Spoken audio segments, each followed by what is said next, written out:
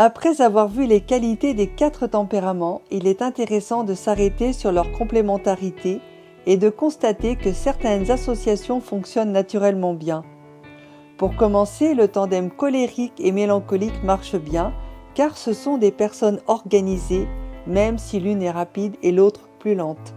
C'est un tandem qui prend très au sérieux ce qu'il entreprend. Le mélancolique peut se laisser porter par le colérique qui sait où il veut aller et qui s'en donne les moyens. Le mélancolique peut être en véritable soutien et une aide précieuse par sa capacité d'analyse et sa persévérance. Le tandem colérique et sanguin est un bon tandem. Ce sont des passionnés avec des personnalités ouvertes et optimistes. Nous pouvons dire que c'est un tandem naturel qui peut mettre en place de grands projets, car l'un peut se projeter sur du long terme et imposer un cadre, tandis que l'autre apporte de la flexibilité en accueillant l'imprévu et des idées nouvelles. Ils se chamaillent facilement et aiment sortir et recevoir.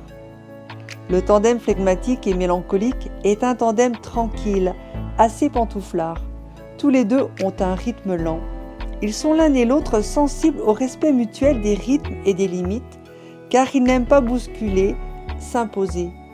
Le flegmatique a un esprit pragmatique et apporte le calme et l'assurance. Le mélancolique aime la précision quand tout est bien fait et apporte des moments de profondeur, des arrêts dans le temps.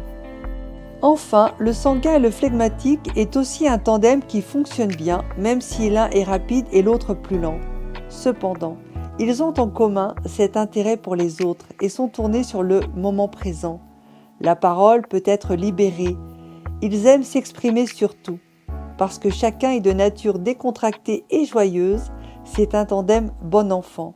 Le flegmatique tempère le caractère fougueux du sanguin. Lorsque nous faisons les tests des tempéraments, nous découvrons que nous avons en nous la présence des 4 tempéraments, mais avec des pourcentages différents. C'est après ces tests que nous pouvons alors parler de tempérament dominant.